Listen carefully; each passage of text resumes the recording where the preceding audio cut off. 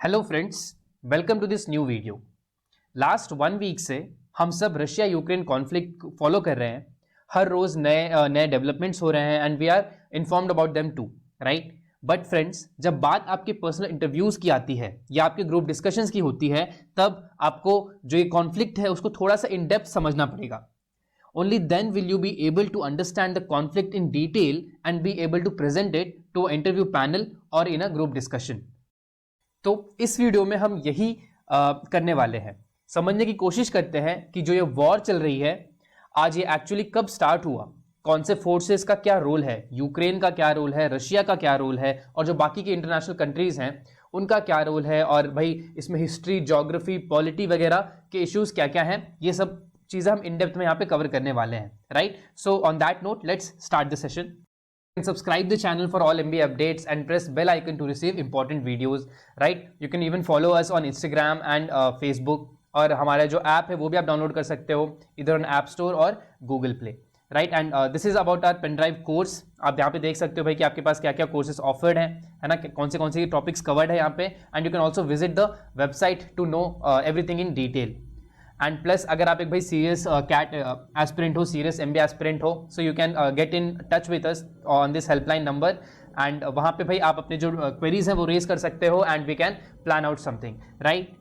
Now before we get in the topic, हमको भाई सबसे पहले पता होना चाहिए कि हमको क्या क्या चीज़ें समझने की जरूरत है, हमको कौन से जो फैसेट्स होते हैं उनको टच करना है, right. So basically there are 4 facet. The first is, आपको कुछ हिस्टोरिकल फैक्ट्स पता होने चाहिए कि यूक्रेन और रशिया के हिस्टोरिकल रिलेशंस कैसे रहे हैं और वो आज की जो कॉन्फ्लिक्ट है उसको कैसे इन्फ्लुएंस करते हैं, right. So first the brief historical facts are very important. Then geographical location of Ukraine is very very important, ठीक है। ये एक ऐसा वॉर होने वाला है भाई जो हो रहा है जिसमें जो ज्योग्राफी है वो बहुत इंपॉर्टेंट कैरेक्टर प्ले कर रही है। एंड इनफैक्ट जो भी जितने वॉर्स हुए हैं कहीं ना कहीं उसमें ज्योग्राफी हमेशा एक कैरेक्टर प्ले करती है भाई कि यूक्रेन की जो पोजीशनिंग है वर्ल्ड मैप पे, आप वो देखोगे कि वो भी काफी हद तक इन्फ्लुएंस कर रही है वॉर का, और वो भी एक बहुत बड़ा रीजन है वॉर के अभी होने का, राइट। और third is NATO and European Union का क्या रोल है इसमें, right. NATO, North Atlantic Treaty organisation, and European Union, दोनों का ही पार्ट, ना यूक्रेन है ना रशिया है, फिर भी इनका बहुत बड़ा रोल रहा है इस वॉर को एस्केलेट करने में, right. And the fourth is very important, Russia's apprehensions. भाई रशिया के क्या डर है जिसकी वजह से रशिया आज इन्वेड कर रहा है अपने एक नेबरिंग कंट्री को, तो ये भी यहाँ पे आपको हमको समझना पड़ेगा, right. So brief historical fact, geographical location of Ukraine, NATO and European Union का रोल, और रशिया के एप्रीहेंशंस क्या क्या है, ये सारी चीजें जब हम समझ जाएंगे तो हम काफी हद तक कह सकते हैं कि हमको पता है जो रशिया और यूक्रेन की कॉन्फ्लिक्ट हो रही है वो किस वजह से हो रही है, और मतलब इसमें क्या जो इसके डिटेल्स है वो आपको पता चल जाएंगे, राइट। साथ ही आप फिर इस टॉपिक में थोड़ा सा कॉन्फिडेंट भी फील करोगे, right. So coming to the history, historically जो यूक्रेन है it was part of the Russian empire. तो सबसे पहले भाई जो यहाँ पे एक मोनार्की थी, मोनार्की का पार्ट था Ukraine, right. But during the Russian revolution that happened between 1917, है ना, 1917 में स्टार्ट हुआ था। 1917 में जो एम्पायर था उसको ओवरथ्रो कर दिया गया था और वहां पे एक सोशलिस्ट गवर्नमेंट और कम्युनिस्ट गवर्नमेंट आ चुकी थी, राइट। तो उस टाइम पे यूक्रेन को वहां पे इंडिपेंडेंट टेरिटरी बना दिया गया था। तो Ukraine was independent after the Russian revolution, right. और भाई 1918 में आप कह सकते हो कि यूक्रेन को अपनी आज़ादी मिली थी, और फिर लेकिन 1921 अराउंड या 1922 अराउंड दिस टाइम अगेन जो यूक्रेन था it became a part of USSR। तो भाई जो रशियन एम्पायर था वो उसके जाने के बाद जो ट्रांजिशन हुआ था वहाँ की गवर्नमेंट में, जो सोशलिस्ट गवर्नमेंट वहाँ पे बनी थी after a bloody civil war and after like successive revolutions, तो भाई USSR बन के आया था, बहुत बड़ा पार्ट था, और उसी का पार्ट फिर यूक्रेन दोबारा से बन चुका था। So it was not a independent country anymore, ठीक है। तो भाई till 1991, till the disintegration of the USSR, Ukraine part रहा है USSR का, राइट, जिसमें रशिया भी पार्ट रहा है और यूक्रेन भी पार्ट रहा है, ठीक है। अब जब 1991 में डिसइंटीग्रेशन होता है तो 15 अलग अलग कंट्रीज बन के आती हैं, जिसमें से आप देख सकते हो यहाँ पे Russia was the biggest country that came out of USSR, ठीक है। उसके अलावा भाई यहाँ पे Kazakhstan, Uzbekistan, Turkmenistan, Tajikistan, Kyrgyzstan, Ukraine, Moldova, Belarus, Lithuania, Latvia and Estonia, all these 3 are also called Baltic countries by the way, right. तो ये सारी कंट्रीज डिसइंटीग्रेट हो जाती हैं आफ्टर 1991, और उसमें फिर यूक्रेन जो है वो रशिया से अलग हो जाता है, आप कह सकते हो USSR से अलग हो जाता है, ठीक है। तो भाई रशिया एक डिफरेंट कंट्री बन जाती है, यूक्रेन एक डिफरेंट कंट्री बन जाती है, और बाकी सारी भी आपकी डिफरेंट कंट्रीज यहाँ पे बन जाती है, ठीक है, तो this is a brief historical fact. और यहाँ पे आप यहाँ पे एक छोटा एरिया देख सकते हो, this is the region of Crimea. अब भाई क्रीमिया भी हमारे स्टोरी में काफी इंपॉर्टेंट है, क्योंकि 1954 में देखो Crimea used to be a part of Russia, लेकिन 1954 में यूएसएसआर ने क्रीमिया को दे दिया था यूक्रेन को, कि भाई आप इस जो ये टेरिटरी है ये आपके बॉर्डर के साथ मिलती है, आप इसको चलाओ, right. So it was although a part of USSR till 1954। उसके बाद यूएसएसआर ने इसको यूक्रेन को दे दिया था, और 1991 तक ये यूएसएसआर का ही पार्ट रहा था, because Ukraine was also the part of USSR. But इसको यूक्रेन जो कंट्री थी आपकी, यूक्रेन एसएसआर कहते थे, उसको दे दिया था कि भाई जो क्रीमिया है वो आज से आपका है, ठीक है। But what happens in 2014, Russia annexes Crimea, ठीक है। तो वहां से एक्चुअली जो आज का जो टेंशन है that starts, right, that is 8 years अगो, जब रशिया ने क्रीमिया को एनेक्स कर लिया पूरी तरह से, तब से हमारा जो आज का जहां पे हम आज पहुंचे हैं वो कहानी स्टार्ट होती है। सो 2014 is also very important year, right. So all these years not that important, but जो टाइमलाइन है वो इंपॉर्टेंट है भाई, कि सबसे पहले जो यूक्रेन था वो रशियन एम्पायर का पार्ट था, उसके बाद भाई रशियन रेवोल्यूशन होता है, थोड़ी टाइम के लिए वो इंडिपेंडेंट होता है, उसके बाद again it is taken back to the USSR, right. और उसमें 1954 में during it was in USSR only, 1954 में क्रीमिया उसको दे देता है जो यूएसएसआर का सुप्रीम लीडर होता है, राइट। और उसके बाद भाई 2014 में आके जब after the disintegration of the USSR 1991 में जो हुआ था, 2014 में आके इतने सालों बाद Russia takes back the Crimea, बोलता है कि भाई रशिया की ये तो हमारी टेरिटरी थी, ये आपको अनजस्ट तरीके से आपने लिया था यूएसएसआर से, तो ये हम वापस क्लेम कर रहे हैं, right. That was the history, right. अब थोड़ी सी अगर हम ज्योग्राफी समझेंगे तो फिर हमको जो कॉन्फ्लिक्ट है वो अच्छे से समझ में आ जाएगा। भाई ज्योग्राफी देखो, यहाँ पे आप देख रहे हो, this is the country of Russia, और ये जो शेडेड रीजन है दैट इज यूक्रेन, और देखो कितना लंबा बॉर्डर जो है रशिया यूक्रेन के साथ यहाँ पे फॉर्म कर रहा है, राइट, इतना लंबा बॉर्डर। और यहाँ पे अब बाकी की हम कंट्रीज देख लेते हैं, बॉर्डरिंग कंट्रीज यूक्रेन की क्या है, यहाँ पे बेलारूस दिख रहा है, यहाँ पे पोलैंड दिख रहा है, स्लोवेकिया भी टच कर रहा है, हंगरी, रोमेनिया, मोल्डोवा, राइट। तो भाई ये आपके बॉर्डरिंग कंट्रीज हो गए। Now this plays a very important role कि भाई कौन से जो बॉर्डरिंग कंट्रीज है यूक्रेन के, और रशिया ने जो अभी इन्वेड किया है, इन्वेड करने की कोशिश की है यूक्रेन को, वहां पे काफी इंपॉर्टेंट रोल प्ले कर रहा है। बिकॉज देखो अब यूक्रेन जब अलग हुआ आपका 1991 में रशिया से, तो भाई जो ईस्टर्न यूरोपियन वाले ईस्टर्न यूक्रेन वाले लोग थे बेसिकली, जो भाई बॉर्डर से लग रहे थे यहाँ पे, उनका कहना था भाई कि हम रशिया का ही पार्ट रहना चाहते हैं, because Russia was a bigger country, right, it was a super power. भाई उनके पास अच्छी अच्छी टेक्नोलॉजी थी, वो develop, it was a more developed nation, तो भाई और वो कल्चरली भी उन्हीं से आइडेंटिफाई करते थे, राइट। तो भाई यहाँ के जो लोग थे वो कहने लगे कि हमको रशिया का पार्ट होना है। तो भाई ये हो गए आपके सेपरेटिस्ट, है ना, ये भी आपकी स्टोरी में बहुत इंपॉर्टेंट है।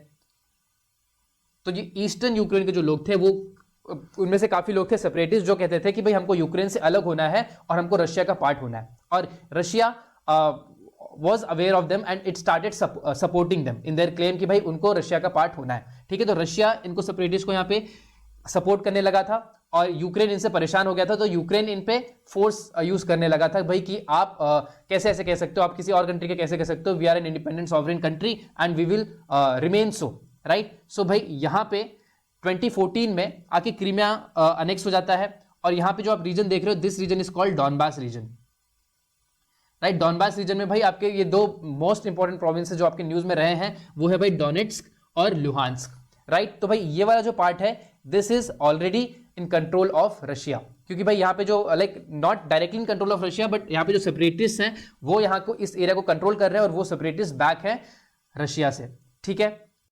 सो इतना पार्ट जो है ये ऑलरेडी इन रशियन कंट्रोल है, आप कह सकते हो। लेकिन जो रशिया क्लेम कर रही है भाई कि ये पूरा हमारा पार्ट है, ठीक है। यहाँ पे आप देख सकते हो यूजिंग इन दिस मैप कि भाई ये जो आपका येलो कलर वाला या ब्राउन कलर वाला पार्ट है that is Russian claim territory, and this red or pink colour part is Russian control territory, ठीक है। तो भाई रशिया अभी ऑलरेडी इज कंट्रोलिंग इट, मतलब ये भाई आपके यूक्रेन के बॉर्डर के अंदर ऑलरेडी है इनकी प्रेजेंस, और ये और अंदर मतलब अपनी टेरिटरी क्लेम करना चाहते हैं। हालांकि अब जब वॉर में तो ये फिर भाई अब ये they have even reach the territory capital, right. और जब 1991 में एम्पायर डिसइंटीग्रेट हुई तो भाई रशिया बहुत नाराज था, Russia was not happy with the disintegration of USSR, the Russian empire, USSR का जो अलग अलग कंट्रीज में डिसइंटीग्रेशन हो गया था, बिकॉज भाई अब ये इतने बड़े पावर नहीं रह गए थे, ठीक है। और ये जो कंट्री थी यूक्रेन की, ये बहुत इंपॉर्टेंट थी क्योंकि इनके पास बहुत सारे न्यूक्लियर वेपन्स थे। और अगर आपने भाई वो एक मूवी आई थी या टीवी सीरीज थी आई गेस, चेर्नोबिल, वो देखी होगी। सो यहाँ पे आपको पता था कि भाई जो जगह है वो यूक्रेन में थी और वहां पे जो न्यूक्लियर डिजास्टर हुआ था, right. So Russia was always apprehensive कि यूक्रेन के पास भाई चेर्नोबिल है हमारी, और वो हमारी इमीडिएट नेबर है, तो कभी भाई वो वेस्ट के इन्फ्लुएंस में आके अगर हमारे खिलाफ न्यूक्लियर वेपन यूज करने लगी, या अगर वो लेवरेज करने लगी न्यूक्लियर वेपन्स को अपना काम निकलवाने के लिए, राइट, तो फिर वो बहुत प्रॉब्लमेटिक हो जाता है रशिया के लिए। तो भाई रशिया ने क्या किया, जस्ट सून आफ्टर इंटीग्रेशन उन्होंने कहा कि भाई आपको न्यूक्लियर वेपन्स की जरूरत नहीं है, आप न्यूक्लियर वेपन सारे हमको दे दो, राइट। और इस चीज में यूएसए ने भी इनका साथ दिया। यूएसए ने यही बोला यूक्रेन को कि भाई आप जो न्यूक्लियर वेपन्स हैं वो रशिया को दे दो, और फिर जो इनके यूक्रेन में जितने भी न्यूक्लियर वेपन्स थे इनके पास, वो सारे रशिया को इन्होंने दे दिए। तो प्रेजेंटली यूक्रेन के पास भाई कोई न्यूक्लियर वेपन नहीं है, ठीक है। तो वो ये चीज थोड़ी सी रियश्योरिंग होगी रशिया के लिए कि भाई हमारे इमीडिएट नेबर है, बड़ा कंट्री है ना, डेवलप्ड कंट्री है, लेकिन चलो इनके पास न्यूक्लियर वेपन नहीं है, तो हमको अभी इमीडिएटली इनसे कोई खतरा नहीं है, राइट। बट भाई अब जो रशिया की इस आदत थी, इससे यूक्रेन काफी अप्रेंसिव हो गया।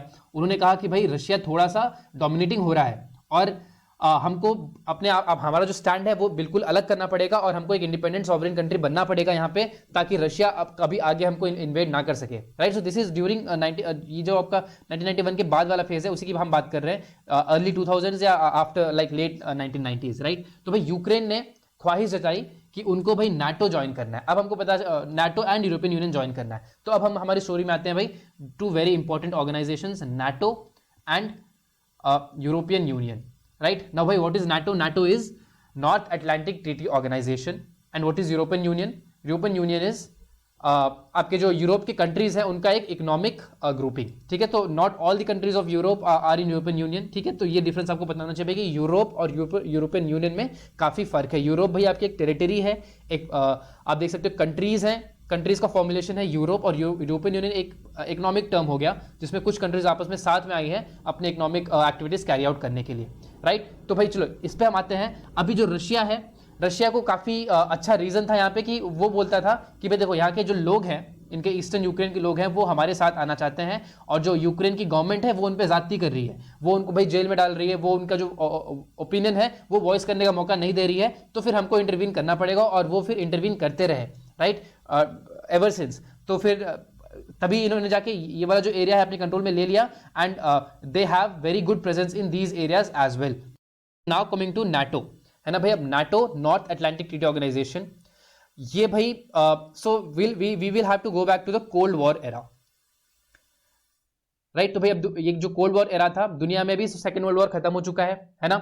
इस तरफ आपके यूएसए बहुत बड़ी पावर एमर्ज होके आई है, और यहाँ पे आपके यूएसएसआर जो है वो बहुत बड़ी पावर एमर्ज होके आई है। तो भाई ईस्ट एंड वेस्ट की बात हो रही है यहाँ पे। वेस्ट में आप देख सकते हो कि यूएसए ने, आप कह सकते हो कि वॉर को जो द एंड किया था, the last nail in the coffin, that was hit by USA with its nuclear bombs in Hiroshima and Nagasaki, है ना, जापान के जो टेरिटरीज थे यहाँ पे वो डाल के उन्होंने जो सेकेंड वर्ल्ड वॉर था उसको पूरा खत्म कर दिया था। तो फिर बहुत बड़ी पावर निकल के आई थी यहाँ पे यूएसए। और दूसरी तरफ यहाँ पे यूएसएसआर बहुत बड़ी कंट्री है ना, और इस तरफ से जो पूरा वॉर को इन्होंने संभाला हुआ था उसका जिम्मा काफी हद तक, उसका क्रेडिट यूएसएसआर को दिया जाता है। तो अब क्या हुआ, जब वॉर खत्म हुआ 1945 में, उसके बाद जो ईस्टर्न यूरोपियन कंट्रीज थे, जो भाई जो रशिया के साइड वाले कंट्रीज थे, उनमें यूएसएसआर अपना कम्युनिस्ट इन्फ्लुएंस लगा रहा था। उनमें कोशिश कर रहा था कि जो उनमें जो डेमोक्रेसीज हैं वो किसी तरह से डेमोक्रेसीज ना रहें और वो प्रॉपर सोशलिस्ट कंट्रीज बन जाएं, ठीक है। इस बात से भाई जो आपके कैपिटलिस्ट कंट्रीज थे, मॉडर्न डेमोक्रेसीज, डेमोक्रेटिक कंट्रीज थी, वो काफी नाराज थी, right. For example USA, UK, France, इनको लग रहा था कि भाई ऐसे अगर चलता रहा तो फिर यूएसएसआर धीरे धीरे पूरा जो ईस्टर्न यूरोप है ना, आपकी जर्मनी तक जो पूरा यहाँ तक का जो यूरोप है उस पर पूरा कम्युनिस्ट गवर्नमेंट्स बना देगा, रशिया अपना इन्फ्लुएंस डाल के, यूएसएसआर अपना इन्फ्लुएंस डाल के, राइट। तो भाई इन्होंने एक मिलिट्री अलायंस फॉर्म किया, दैट वाज कॉल्ड नाटो, ठीक है। ये एक डिफेंसिव अलायंस होने वाला था कि अगर कभी फ्यूचर में यूएसएसआर, जो कि बहुत माइटी पावर था, वो किसी डेमोक्रेटिक कंट्री को इन्वेड करता है, किसी ऐसी कंट्री को पे अटैक करता है, इन्वेड करता है जो कि नाटो का पार्ट है, तो फिर जो सारी नाटो की कंट्रीज हैं वो साथ में आ जाएंगी, ठीक है। तो भाई नाटो का एक फाउंडिंग जो है प्रिंसिपल है वो ये है कि attack against one is attack against all. तो भाई अगर आप किसी एक पे अटैक करोगे तो जो सारी नाटो की कंट्रीज हैं वो मिलके आएंगे। Presently there are 30 countries in NATO. Right 30 countries है नाटो में, तो अगर आप किसी एक पे अटैक करते हो, है ना, लेट्स से कि भाई जैसे कि फ्रांस एक पार्ट है नाटो का, तो अगर कोई भी कंट्री, नॉट जस्ट रशिया, कोई भी कंट्री अगर फ्रांस पे अटैक करती है तो भाई 30 कंट्रीज पूरे साथ में आएंगे फ्रांस को डिफेंड करने के लिए. So that was the founding principle of NATO and that came into existence because of this USSR का जो माइट था उस टाइम पे, उसकी वजह से भाई नाटो बनाना पड़ा इनको. ठीक है, तो बेसिकली जो यूएसएसआर अपना इन्फ्लुएंस है बाकी कंट्रीज पे डाल रहा था, बाकी जो गवर्नमेंट्स हैं उनमें कम्युनिस्ट और सोशलिस्ट एलिमेंट्स डाल रहा था, उसके एप्रीहेंशन में यहाँ पे नाटो को बनाया गया था. ठीक है, और इसको रिटॉर्ट करते हुए भाई ये जो हो रहा था इसको चैलेंज करते हुए यूएसएसआर ने फिर एक वॉर्सो पैक्ट बोल के एक पैक्ट बनाया. ठीक है, जैसे नाटो इज ऑल्सो पैक्ट, तो वॉर्सो पैक्ट बनाया. Warsaw is the capital of Poland, right. तो यहाँ पे भाई पैक्ट बनाया जिसमें कि कंट्रीज लाइक पोलैंड, है ना, कंट्रीज लाइक बुल्गेरिया, और उस टाइम पे भाई जेकोस्लोवेकिया होता था जब आप, जो कि आज अलग हो गए हैं, ज़ेक रिपब्लिक और स्लोवेकिया, तो ये साथ में हुआ करते थे. तो countries like these were a part of Warsaw Pact. भाई इनका भी जो काम था वो सेम था, ये भी एक डिफेंस पैक्ट था बेसिकली, कि भाई हमारी जो डिफेंस फोर्सेस है वो साथ में आ जाएंगे अगर कोई भी किसी भी कंट्री पे यहाँ पे अटैक होता है, राइट. तो that is why it is called core war, क्योंकि भाई जैसे वॉर्स होते हैं, है ना, the first world war, the second world war, या जो उसके पहले भी वॉर्स होते रहे हैं, उसमें भाई क्या होता है कि वेपन्स का यूज होता है, वहां पे फोर्सेस का यूज होता है, कोई फोर्सेस मारी जाती हैं, कोई फोर्सेस जीतती हैं, कोई फोर्सेस हारती हैं. बट कोल्ड वॉर में ऐसा कुछ भी नहीं होता है. कोल्ड वॉर में भाई basically it is a game of power, it is game of politics, it is game of economics, it is game of words, and कुछ भी ऑन ग्राउंड कुछ भी नहीं हो रहा था. ठीक है, ऑन ग्राउंड भाई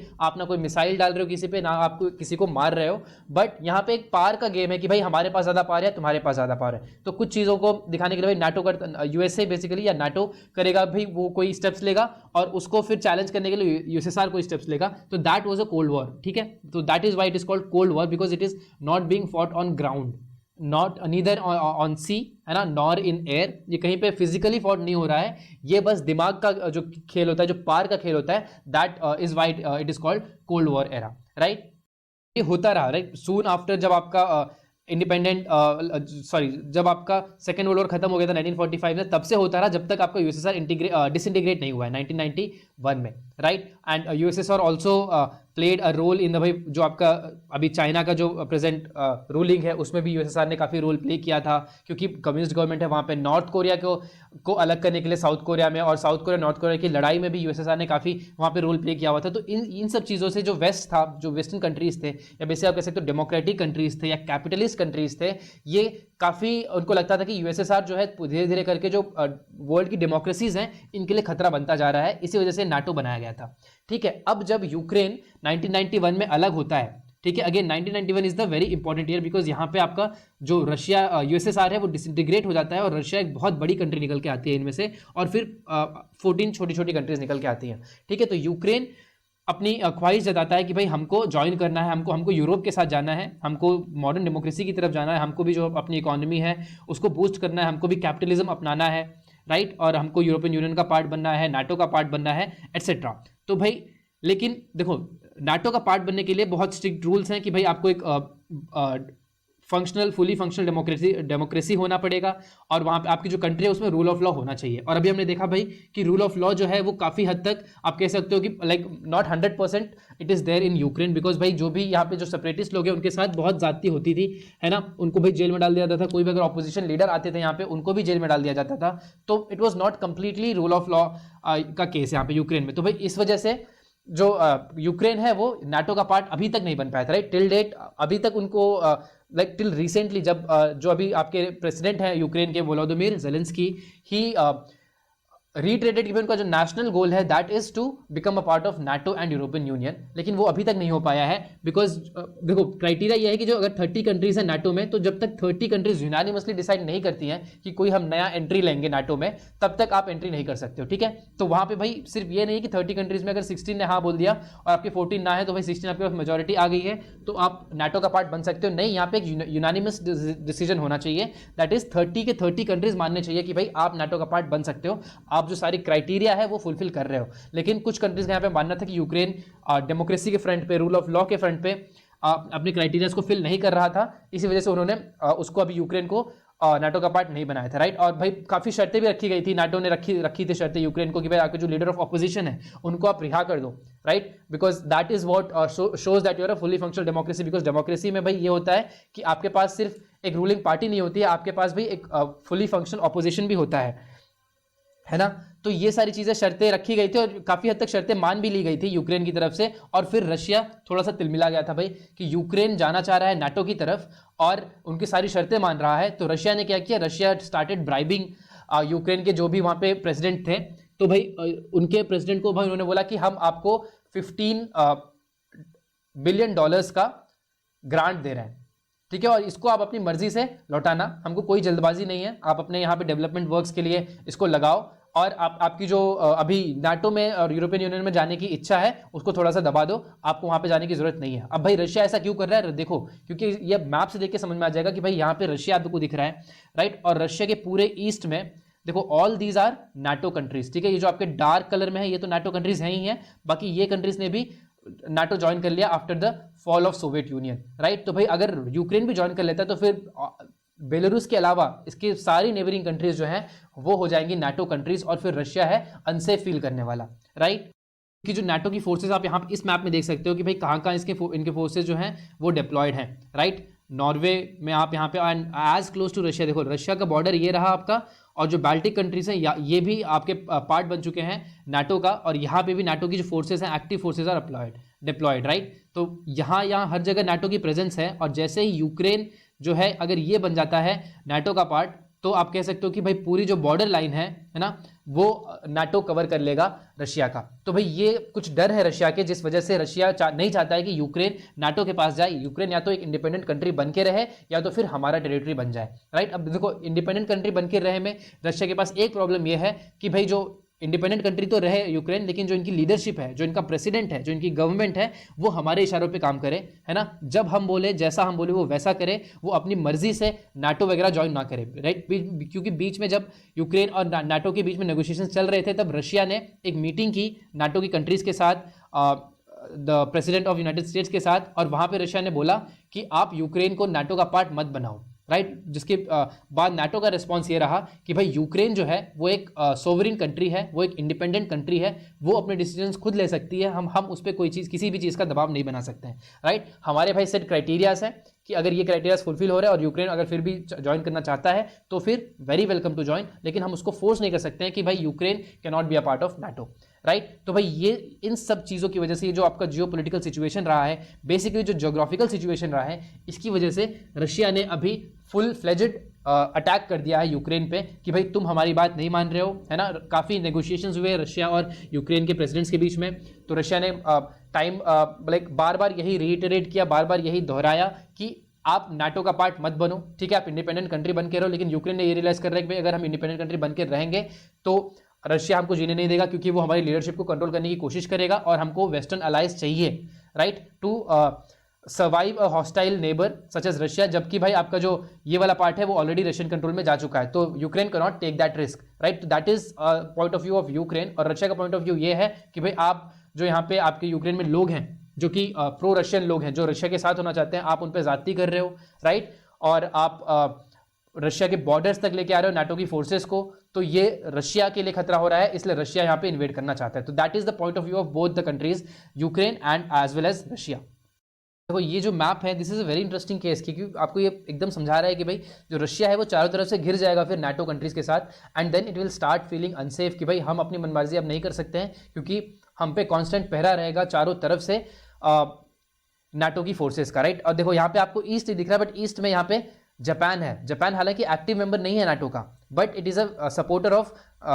this organization NATO, right. So full form हमको पता होना चाहिए, North Atlantic Treaty Organization, right. तो भाई इसको समराइज करते हैं थोड़ा सा, एक टाइमलाइन में हम इसको समझने की कोशिश करते हैं, ठीक है। तो अगर हम नवंबर 2013 से टाइमलाइन अपने शुरू करते हैं तो बहुत large but peaceful public protest होते हैं जो कि यूक्रेन गवर्नमेंट को बोल रहे हैं कि भाई आप अपने जो टाइज है वेस्ट से वो करो, ठीक है। यानी कि जो यूक्रेन के लोग हैं वो एक बहुत बड़ा ऐसे प्रोसेशन निकालते हैं और वो अपनी गवर्नमेंट को अर्ज करते हैं कि you tie yourself with the western forces, और आप अपने आप को रशिया की जो थ्रेट है उसके बिल्कुल अलग कर लो, right. So that happens in November 2013 to February 2014। तो भाई उसके बाद फरवरी 14 में क्या करते हैं, यहाँ के जो प्रेसिडेंट होते हैं, है ना, Yanukovych, he said to be as an agent of Russia. भाई इनको रशिया ने अपनी मनमर्जी से यहाँ पे बिठाया हुआ था, और ये यूक्रेनियन के जो लोग हैं उनकी बात नहीं मानते थे, उनके इंटरेस्ट में काम नहीं करते थे, ये रशियन प्रेसिडेंट के इंटरेस्ट में काम करते थे। इन पे ऐसा एलिगेशंस लगे थे, राइट। तो इन्होंने क्या किया भाई, ये जो पीसफुल प्रोटेस्ट थे इस पे वायलेंट क्रैकडाउन किया भाई, यहाँ पे फोर्स का यूज किया, यहाँ पे पुलिस और आर्मी का यूज किया इस प्रोटेस्ट को हटाने के लिए, जस्ट टू प्लीज रशिया, ठीक है। लेकिन इसके बाद इन पे जो रशियन यूक्रेनियन लोग थे वो काफी नाराज हो गए इनसे, है ना, और फिर वहां पे एक बहुत सिविल वॉर लाइक सिचुएशन बन गई, जिसकी वजह से he had to leave the country, his own country Ukraine, and he had to fly to Russia, है ना। ये फिर रशिया भाग गए, और फिर वहां पे चेंज ऑफ पावर होता है कीव में, ठीक है। What is Kyiv? Kyiv is the capital of Ukraine. Soon after this Russia अपना स्टैंड एकदम क्लियर करता है कि भाई हम वहाँ के लोग जो हैं वो जो भी कहें, हम उससे बिल्कुल भी नहीं पीछे हटने वाले हैं, और it annexes Crimean peninsula, right. So that happens just after the Yanukovych government falls and Yanukovych flies to Russia, right. और फिर उसके बाद भाई March like after the annexation, pro Russian separatist in eastern Ukraine call for the creation of self proclaimed people's republic in Donetsk and Luhansk, right. This we have seen कि भाई जैसे ही Crimea जो है वो कब्जे में आ जाता है रशिया के, फिर वहां पे जो सेपरेटिस्ट है, जो जिनको बैकिंग है भाई रशिया के साथ, वो अपने नए गवर्नमेंट बना लेते हैं वहां पे, peoples republic in the regions of Donetsk and Luhansk, ये कि आपके डॉनबास रीजन में आते हैं। ये हमने मैप में देखा था कि ये प्रेजेंटली भी आपके रशिया के कंट्रोल में है, राइट। तो these are the regions of Donetsk, और यहाँ पे जो लोग हैं उन्होंने अपना खुद का गवर्नमेंट बना लिया है, right. And then in June August 2014 the Ukrainian army pushes back separatists in the regions of Donetsk and Luhansk, ठीक है। तो भाई हमने देखा था कि काफी हद तक वो अपने गवर्नमेंट बना चुके थे और यहाँ तक क्लेम कर रहे थे, लेकिन जो यूक्रेनियन आर्मी थी उन्होंने वापस इनको पुश कर दिया कि नहीं नहीं, आप जितना पीछे रहो उतना अच्छा है, आप पूरे यूक्रेन में घुसने की कोशिश मत करो, right. So in September 2014 a ceasefire is negotiated in the Belarusian capital of Minsk, जिसको मिन्स्क एग्रीमेंट भी कहा गया था, राइट। तो भाई जो भी नेगोशिएशंस होते हैं ना, वो आप देखोगे कि वो हमेशा मिन्स्क में होते हैं, रशिया और यूक्रेन के बीच में। अभी भी जो नेगोशिएशन चल रहे हैं राइट ड्यूरिंग द वॉर, वो भी मिन्स्क में ही चल रहे हैं, जहाँ पे रशियन रिप्रेजेंटेटिव्स हैं, जहाँ पे भाई यूक्रेन रिप्रेजेंटेटिव्स वो आपस में बातचीत से सुलझाने की कोशिश कर रहे हैं, और जबकि एक तरफ वॉर भी छिड़ा हुआ है। सो सीज फायर होता है। भाई सीज फायर क्या होता है कि जो जहाँ तक है वहीं तक रुक जाए, ठीक है। यहाँ पे हम जो फायरिंग है बंद कर देते हैं, जिस एरिया तक आप है आप वहाँ पे रुके रहो, और जिस एरिया तक आपकी दूसरी पार्टी है वो वहाँ तक रुकी रहेगी, right. That is a ceasefire. So ceasefire is negotiated in September 2014, और फिर फरवरी 2015 कुछ महीने बाद a new ceasefire is reach through fragile and sporadically violated by all sides, it largely holds until today. तो भाई नई cease fire होती है क्योंकि वो लोग अंदर आते ही रहते हैं, और आज तक जो वो रहे वो 2015 में जो सीज फायर रीच हुई थी वो आज तक भी कायम थी, ठीक है। आज तक भी मतलब कि before the war, right. So June 2017 the Ukrainian parliament votes for the goal of joining NATO, है ना। तो भाई यहाँ पे आप जो इनका प्रेसिडेंट था, रशिया का जो चहेता प्रेसिडेंट था, वो अब निकल चुका था, और यहाँ पे नई गवर्नमेंट आ चुकी थी, और जो पार्लियामेंट थी उसने वोट किया for the goal of joining NATO, right. And in September 20 जो यूक्रेन के जो प्रेसिडेंट बने थे Volodymyr Zelensky, he confirms NATO membership as a strategic national goal, ठीक है। वेरी इंपॉर्टेंट कि भाई इन्होंने अपने स्ट्रैटेजिक नेशनल गोल बनाया था कि नाटो मेंबरशिप हमको चाहिए ही चाहिए, and that cause problems because उसी टाइम से जो रशिया है वो अपने फोर्सेस तैयार कर रही थी कि भाई आप जैसे ही आप थोड़ा सा भी डेवलपमेंट करोगे अपने नाटो ज्वाइन करने में, फिर हम अपना काम यहाँ पे करेंगे, राइट। तो भाई मार्च अप्रैल 2021 में the Kremlin is the Russian parliament sends Russian troops near the border to Ukraine. So that has started happening in March as soon as March 2021, ठीक है। तो भाई आज से आप कह सकते हो एक साल पहले से अपने ट्रूप्स इकट्ठा करना शुरू कर दिया था क्रेमलिन ने यूक्रेन के बॉर्डर पे, right. And in June 2021 US Russia meeting in Geneva fails to bring the Ukraine crisis to an end. भाई तो जेनेवा जो मीटिंग होती है जेनेवा में, वो होती है यूएस और रशिया के बीच में, जहाँ पे रशिया बोलता है यूएस को कि आप यूक्रेन को बिल्कुल भी नाटो का पार्ट नहीं बनाओगे, लेकिन वहाँ पे यूएस यही कहता है कि भाई यूक्रेन एक सॉवरेन कंट्री है, यूक्रेन एक इंडिपेंडेंट कंट्री है, वो अपने डिसीजन खुद ले सकती है, हम किसी कंट्री को उसके डिसीजन लेने पर मजबूर नहीं कर सकते। तो भाई ये जो टॉक्स होती है वो फेल हो जाती हैं। So that was in June 2021, right? And in December 2021 Russia demands security guarantees including NATO denying membership to Ukraine. तो भाई दिसंबर 2020 में फिर से रशिया यही बात कहता है, लेकिन वो फिर से डिनाई कर देते हैं जो नाटो कंट्रीज हैं कि भाई नहीं ऐसा कुछ नहीं होने वाला है, ठीक है ना, हम आप पे अटैक करने वाले, तो सिक्योरिटी गारंटीज की तो बात ही नहीं होती है, हम किसी पे पहला अटैक नहीं करते, हम बेसिकली एक डिफेंस अलायंस है कि भाई हम पे अगर कोई अटैक करता है तो फिर हम वहाँ पे स्टेप्स लेंगे, हम आगे से कोई अटैक नहीं करने वाले हैं। और जो दूसरी बात थी कि भाई नाटो डिनाई करे मेंबरशिप यूक्रेन को, इस बात को सिरे से खारिज कर दिया गया, ठीक है। Then again in the same month Russia increases the number of troops near the Ukrainian border to some 1 lakh, right, 1 lakh अब इसके ट्रूप्स हो गए थे यूक्रेन बॉर्डर पे। सो अभी राइट प्रेजेंटली क्या हो रहा है, several meetings between top western and Russian diplomats fail to ease tensions over the Ukrainian crisis. तो भाई काफ़ी सारी मीटिंग्स होती है, काफ़ी नेगोशिएशंस होने की कोशिश की जाती है, लेकिन सारी चीज़ें फेल कर देती हैं, राइट। और 2 फरवरी को US sends additional troops to eastern European NATO members, ठीक है। भाई यूक्रेन में नहीं भेजता है यूएस अपने ट्रूप्स, लेकिन नाटो की जो ट्रूप्स है वो अब जो ईस्टर्न यूरोपियन आपके जो पोलैंड वाली कंट्रीज हैं, आपके जो बाल्टिक कंट्रीज है, वहाँ पे एक्टिव कर देता है फरवरी 2 को कि भाई यहाँ पे कोई ना कोई टेंशन होने वाले हैं, उसके पहले हम अपनी तैयारी पूरी रखते हैं, right. On 10 February Russia and Belarus hold joint manoeuvres near the Ukrainian border, ठीक है। Russian so this is also about the last month. और फिर फरवरी 21 को Russia recognises the independence of separatist regions Donetsk and Luhansk in eastern Ukraine. Moscow orders its troops to enter the breakaway regions, ठीक है। तो भाई Russia ने donates और लुहांस्क के जो सेपरेटिस्ट रीजन है इनको रिकॉग्नाइज कर लिया है कि ये अलग हैं पूरी तरह से यूक्रेन से, और इस रिकॉग्निशन के बाद रशिया अटैक कर देता है यूक्रेन को ऑन फरवरी 24, है ना। The president also announces it on the television. That's a very comprehensive detailed आपका रोड मैप रहा है कि भाई जो आज सिचुएशन हम पहुंचे हैं वो फिर बीच उसके पीछे क्या क्या चीज़ें हुई हैं और कौन कौन सी फोर्सेज ने क्या क्या रोल प्ले किया है, राइट। सो आई होप कि भाई ये जो सेशन था हमारा ये आपके लिए हेल्पफुल रहा हो, है ना। आपको जो थोड़ी सी इन डेप्थ नॉलेज मिली है वो आप यूज़ कर पाओगे अपने पर्सनल इंटरव्यूज, अपने ग्रुप डिस्कशन के इंटरेक्शंस में, है ना, ताकि to perform well when it is concerned with this topic of Russian Ukraine conflict, right? So that's all in this session. Thank you.